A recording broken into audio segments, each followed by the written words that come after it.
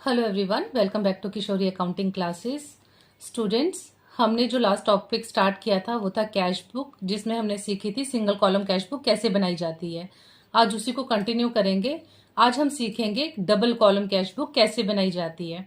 ठीक है, आज का हमारा टॉपिक है double column cash book. Students, double column cash book जो है ये मोस्ट इंपॉर्टेंट है। अगर आपको डबल कॉलम कैश बुक बनाना आएगा तो आप ट्रिपल कॉलम कैश बुक जो है वो भी आराम से बना लेंगे। वो भी आपके टॉपिक में है, single column cash book, double column cash book and triple column cash book. ठीक है, जब आपको डबल कॉलम में एंट्री डालनी आ जाएंगी तो आप ट्रिपल कॉलम भी आराम से बना लेंगे। ठीक है, तो इसके हर एक पॉइंट को आप ध्यान से समझिएगा। तो जो लोग चैनल पे फर्स्ट टाइम विजिट कर रहे हैं वो चैनल को सब्सक्राइब कर दीजिए और बेल बटन भी प्रेस कर दीजिए ताकि मेरे आने वाले वीडियो का नोटिफिकेशन आपको मिल सके। तो गाइस, चलिए शुरू करते हैं। डबल कॉलम कैश बुक कैसे बनती है, सबसे पहले इसके बारे में समझ लेते हैं। डबल कॉलम कैश बुक को हम टू कॉलम कैश बुक भी कहते हैं। टू कॉलम कैश बुक यानी कि इसमें क्या बनते हैं, टू कॉलम बनते हैं। सिंगल कॉलम कैश बुक में हमने सीखा था हम डेट का, पर्टिकुलर्स का, अमाउंट का कॉलम बनाते हैं। लेकिन डबल कॉलम कैश बुक में क्या होगा, टू कॉलम्स बनेंगे और बोथ साइड पे बनेंगे। ठीक है, इसमें क्या बनेंगे, टू कॉलम्स बनेंगे और बोथ साइड पे बनेंगे, बोथ साइड, डेबिट साइड पे भी और क्रेडिट साइड पे भी। ठीक है, दोनों साइड ही हमें क्या बनाने हैं, टू टू कॉलम्स बनाने हैं। एक बनेगा कैश का और दूसरा बनेगा बैंक का। ठीक है, हम किस किस का कॉलम बनाएंगे, कैश एंड बैंक का, डेबिट साइड पे भी और क्रेडिट साइड पे भी। ठीक है, two two columns both side. अब क्या रहेगा, इसकी ट्रांजेक्शन्स करनी कैसे हैं, इसकी जब ट्रांजेक्शन्स होंगी तो उन्हें कैसे रिकॉर्ड करना है। स्टूडेंट्स, एक रफ फॉर्मेट बना रही हूं मैं, जैसे कि डेट, पर्टिकुलर्स, यहां पे मैं कैश का कॉलम बना रही हूं और एक बैंक का। ठीक है, अगेन डेट, पर्टिकुलर्स, कैश का एंड बैंक का। ठीक है स्टूडेंट्स, इसमें होगा क्या, मैं आगे इसका प्रॉपर फॉर्मेट भी आपको बता दूंगी कि कैसे बनाना है। ये मैं रफ के लिए बना रही हूँ, सिर्फ बताने के लिए कि ट्रांजेक्शन्स को कैसे करना है आपको। ठीक है, तो इसमें क्या होगा स्टूडेंट्स, जब भी आपकी कैश रिसीव होती है, ठीक है, जब भी आपके बिजनेस में कैश रिसीव होगा, आप उसे कहां डालेंगे स्टूडेंट्स, कैश कॉलम में डालेंगे। कहां डालेंगे, कैश कॉलम में। ठीक है, कैश कॉलम में किधर, डेबिट साइड पे। कौन सी साइड पे, डेबिट साइड। डेबिट साइड क्या इंडिकेट करती है कि आपका कैश जो है वो क्या हो रहा है, बढ़ रहा है। ठीक है, यहाँ पे कैश क्या होगा, आपका बढ़ जाएगा। जब भी कैश रिसीव होगा बिजनेस में तो हम किस कॉलम में डालेंगे, कैश के कॉलम में डालेंगे, डेबिट साइड पे। और जब भी हमारी कोई कैश की पेमेंट होती है, हम कैश के थ्रू कोई पेमेंट करेंगे तो उसे हम कहाँ शो करेंगे, कैश कॉलम में ही, मगर कहां पे, क्रेडिट साइड पे। यानी कि हमारे बिजनेस में से कैश क्या हो रहा है, माइनस हो रहा है, हम उसको कहां शो करेंगे, क्रेडिट साइड पे। ये वाली हमारी डेबिट साइड है और ये वाली क्रेडिट साइड है। जब भी कैश रिसीव होगा आप उसे कहां करोगे, कैश कॉलम में, डेबिट साइड पे। और जब भी कैश की पेमेंट होगी तो उसे भी कैश कॉलम में मगर क्रेडिट साइड पे आप शो करेंगे। ठीक है, सेम ऐसे ही जब हमारा बैंक का आएगा, जब हमारे बैंक में पैसा आता है, बैंक बैलेंस इंक्रीज होगा।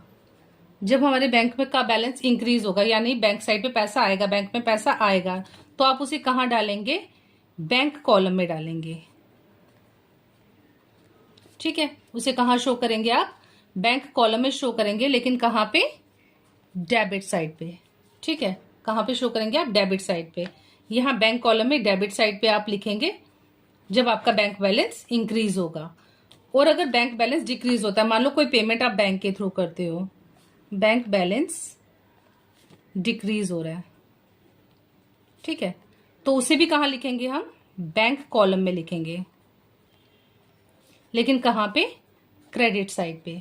क्रेडिट साइड क्या इंडिकेट करता है कि हमारा जो बैलेंस है वो कम हो रहा है, और डेबिट साइड इंडिकेट करता है कि हमारा बैलेंस जो है वो बढ़ रहा है। तो जब हमारी बैंक का बैलेंस डिक्रीज होगा, कोई पेमेंट करते हैं हम बैंक के थ्रू या बैंक से पैसा निकालते हैं, तो वो किस साइड शो होगा, क्रेडिट साइड पे। ठीक है, इस साइड पे शो होगा। समझ में आ गया आपको। Next is Contra entry. Contra entry. ठीक है स्टूडेंट्स, कॉन्ट्रा एंट्री क्या होती है, इसमें एक इम्पॉर्टेंट पॉइंट है कॉन्ट्रा एंट्री का। ये जब ये कॉन्ट्रा एंट्री कब डलती है, कॉन्ट्रा एंट्री जो है वो ऐसी ट्रांजेक्शन है जिसका इफेक्ट जो है वो दोनों पे होता है, यानी कि दोनों अकाउंट, दोनों साइड जो है हमारे कैश बुक के, कैश का बैलेंस और बैंक का बैलेंस दोनों साइड पे, यानी डेबिट साइड पे भी और क्रेडिट साइड पे, दोनों पे इसका इफेक्ट होगा। कैश के बैलेंस को भी इफेक्ट करता है और बैंक के बैलेंस को भी इफेक्ट करता है, और डेबिट साइड और क्रेडिट साइड दोनों को इफेक्ट करता है। देखते हैं कैसे। इसमें क्या रहता है, कॉन्ट्रा एंट्री कब होती है, जब हम कैश डिपॉजिट करवाते हैं बैंक में, कैश डिपॉजिट इनटू बैंक। जब हम बैंक में कैश डिपॉजिट करवाते हैं तो उसमें क्या होता है कि हमारा जो कैश साइड का होता है, जो कैश साइड होती है हमारी, कैश क्या होती है, माइनस हो जाती है, और बैंक में पैसा हमारा ही है, बिजनेस का ही पैसा है, उसे हम क्या कर रहे हैं, बैंक में डिपॉजिट करवा रहे हैं, यानी कि कहीं बाहर नहीं जा रहा पैसा, हमारे बिजनेस का पैसा हमारे ही बिजनेस के बैंक अकाउंट में जा रहा है। तो हमारे पास जो कैश है वो कम हो जाएगा और बैंक का बैलेंस जो है वो इंक्रीज हो जाएगा, यानी कि कैश हमारा क्या हो जाएगा यहाँ पे क्रेडिट और बैंक क्या हो जाएगा डेबिट। ठीक है, साइड्स दोनों ही इफेक्ट होंगी, डेबिट साइड भी और क्रेडिट साइड भी इफेक्ट होगी, और दोनों ही कॉलम्स पे इफेक्ट होगा। कैश कम हो जाएगा और बैंक जो है उसका बैलेंस जो है वो इंक्रीज हो जाएगा। सेम वैसे ही अगर कैश विड्रॉ करवाया जाते, cash withdraw from business for office use. ठीक है, हम बैंक से पैसे विड्रॉ करवा रहे हैं ऑफिस के यूज के लिए, तो उसको कैसे शो करेंगे, उसको कैसे मेंशन करना है हमने, इसकी एंट्री कैसी होगी। जब ये विड्रॉ करवाएंगे पैसे तो कैश क्या होगा हमारा, कैश इंक्रीज हो जाएगा, बिजनेस में कैश आएगा, और बैंक का पैसा क्या होगा, बैंक का जो बैलेंस है वो क्या हो जाएगा, डिक्रीज हो जाएगा। तो जब कैश बढ़ेगा, कैश की साइड पैसे आएंगे, तो कैश क्या होगा डेबिट और बैंक साइड क्या हो जाएगी क्रेडिट। ओके स्टूडेंट्स, ये है आपका डबल कॉलम कैश बुक का फॉर्मेट, जिसमें कौन कौन सी कॉलम है, डेट का, पर्टिकुलर्स का, voucher number, ledger folio, cash का कॉलम, बैंक का column, again date, particulars, voucher number, ledger folio, cash का कॉलम और बैंक का कॉलम। ये हो गई आपकी डेबिट साइड और ये वाली हो गई आपकी क्रेडिट साइड। जो भी बिजनेस में कैश आएगा या बैंक बैलेंस इंक्रीज होगा उसे आप डेबिट साइड करेंगे, जो भी पेमेंट्स होंगी या बैंक से पैसे जो है वो जाएंगे तो आप उसे कहाँ मेंशन करेंगे, क्रेडिट साइड पे। ठीक है, तो अब हम इससे रिलेटेड एक क्वेश्चन कर लेते हैं। ठीक है, ये हमारे पास क्वेश्चन, इसका एक एग्जाम्पल दी हुई है। स्टूडेंट्स, जैसे फर्स्ट ट्रांजेक्शन है, 1 नवंबर है, balance of cash in hand 14,000 and bank 10,000। इसको हम किस तरह से रिकॉर्ड करेंगे, इसके अंदर डेट आ जाएगी आपकी नवंबर 1। ठीक है, ओपनिंग बैलेंस है तो इसको हम हमेशा कहाँ रिकॉर्ड करेंगे, डेबिट साइड पे। ठीक है, क्या लिखोगे, टू बैलेंस ब्रॉट डाउन या ओपनिंग बैलेंस। ठीक है, कितना है, कैश हमारे पास था 14,000, आप यहाँ कैश में लिखेंगे 14,000, और बैंक का जो ओपनिंग बैलेंस था वो था 10,000, तो आप इधर लिखेंगे बैंक का 10,000 रुपीज। ठीक है, यहां तक क्लियर।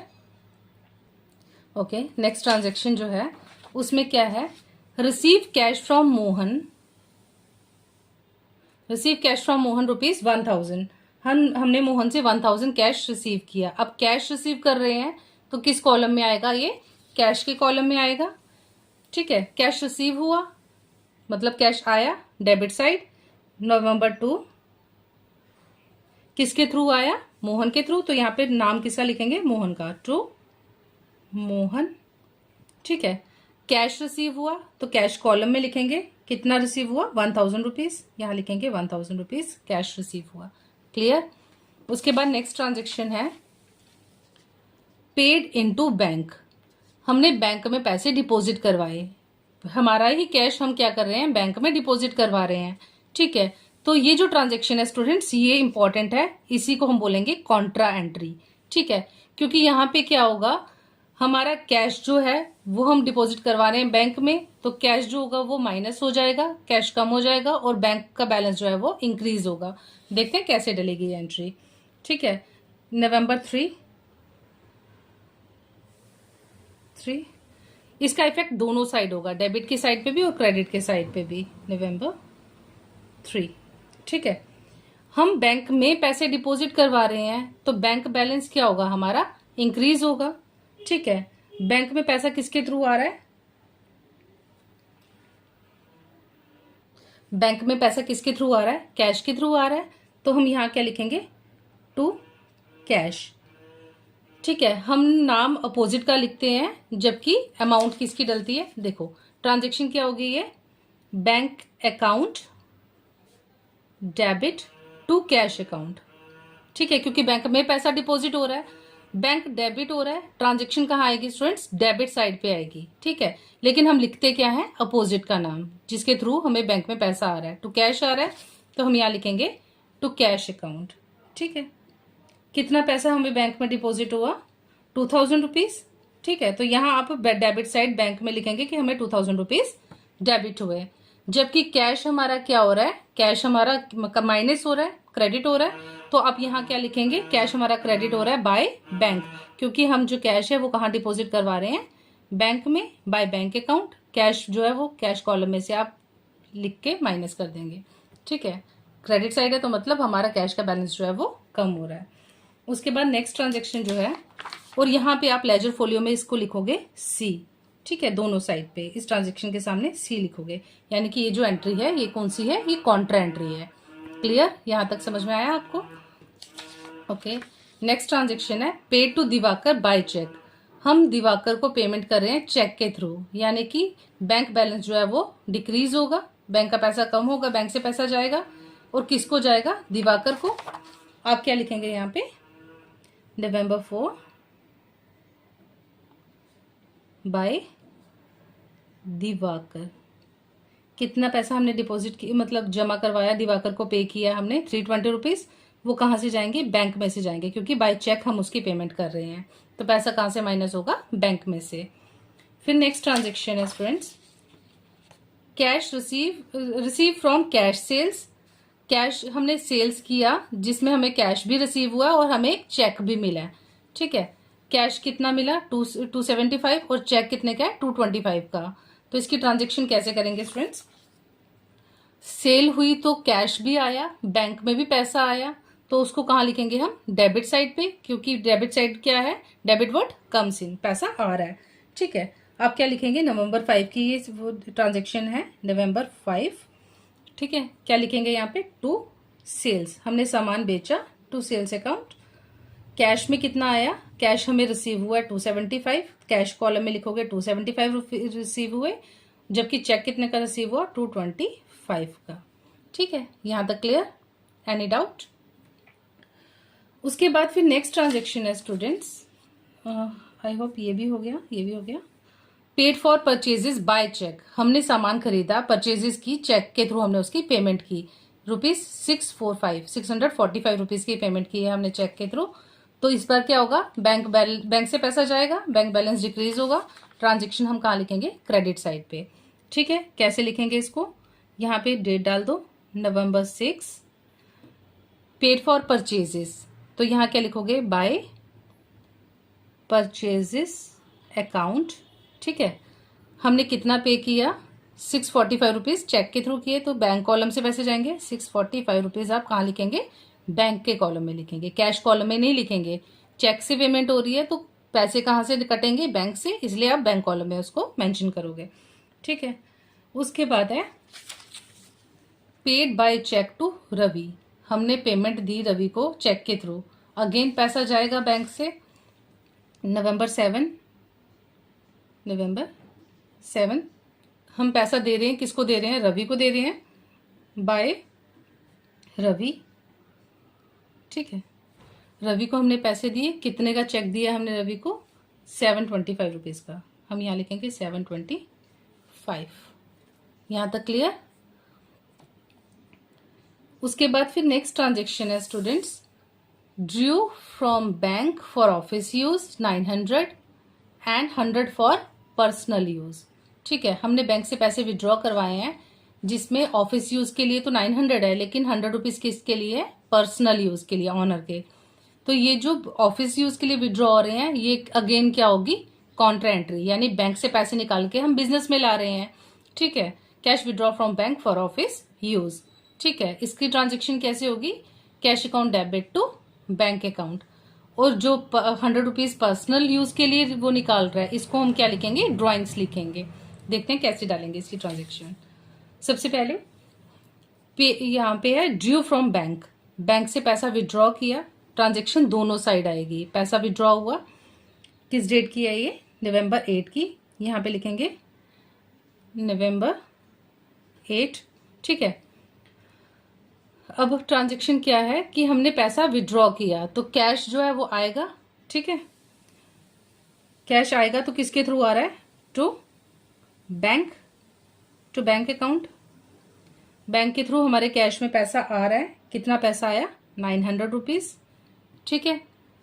और यहाँ पे नवंबर 8 में ही दूसरी जगह ट्रांजेक्शन होगी कि हमारे पैसे बैंक से जा रहे हैं, कहाँ जा रहे हैं, हमने कैश निकाला है बाय कैश अकाउंट, ठीक है। कितना कैश निकाला हमने, 900 का। कैश विड्रॉ किया तो कैश जो है वो बैंक में, इसमें कैश बैलेंस हमारा इंक्रीज हुआ डेबिट साइड, और बैंक बैलेंस हमारा क्या हो गया, डिक्रीज हो गया, क्योंकि बैंक से पैसे विड्रॉ करवाए हैं। तो इसको आप क्या लिखोगे, ये क्या है, अगेन कॉन्ट्रा एंट्री, ठीक है, क्लियर।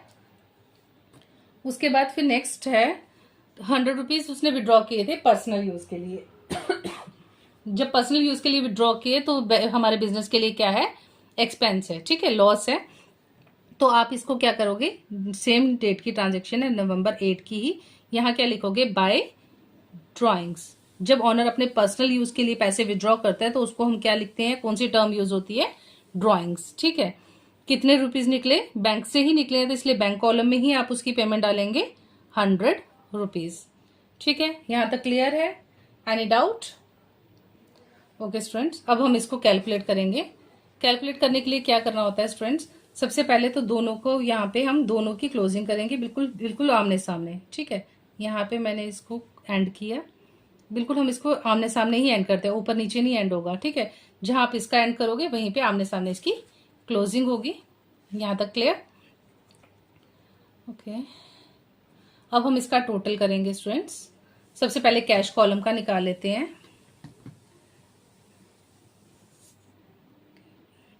ओके। मैं इस पे कैलकुलेट कर लेती हूँ इसका।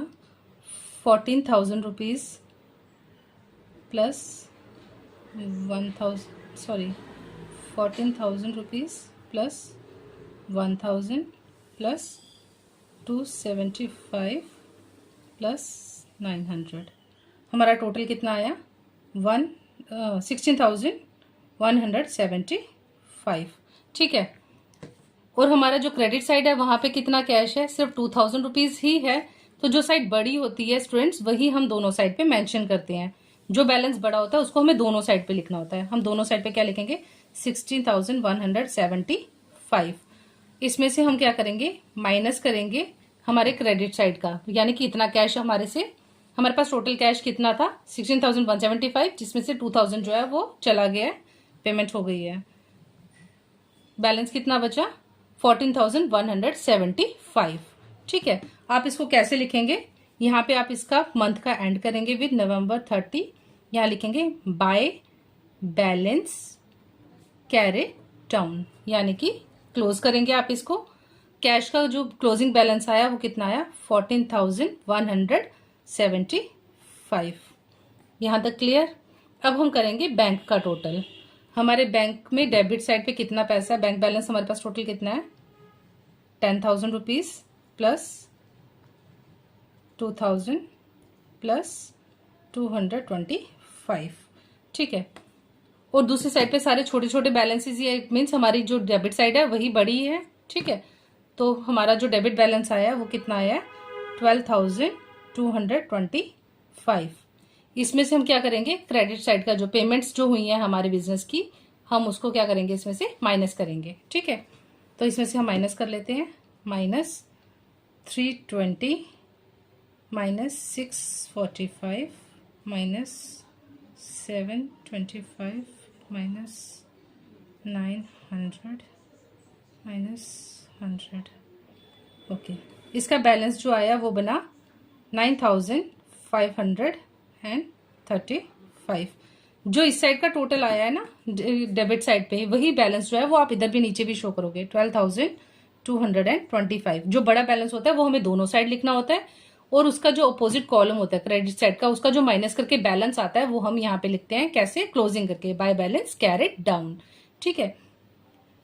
अब जब ये हम नया स्टार्ट करेंगे, मतलब इस मंथ का क्लोजिंग हो गया, तो नए मंथ की क्या होगी, ओपनिंग भी होगी, नया मंथ स्टार्ट होगा। तब आप इसको कैसे लिखेंगे, नवंबर के बाद क्या आएगा, दिसंबर, नया मंथ स्टार्ट दिसंबर 1। ठीक है, क्या लिखोगे, टू बैलेंस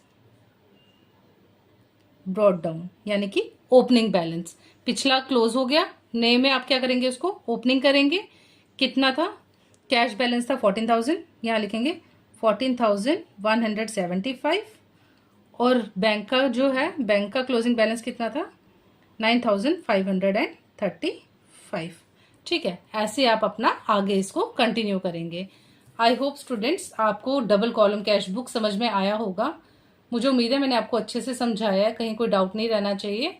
ठीक है स्टूडेंट्स, अगर आपको वीडियो अच्छी लगी, आपको कुछ समझ में आया हो, तो आप प्लीज वीडियो को लाइक करें, अपने फ्रेंड्स के साथ शेयर करें, और चैनल को प्लीज सब्सक्राइब कर दें, इससे मुझे बहुत हेल्प मिलेगी। थैंक यू स्टूडेंट्स, मिलते हैं हमारे नेक्स्ट वीडियो में विद न्यू टॉपिक।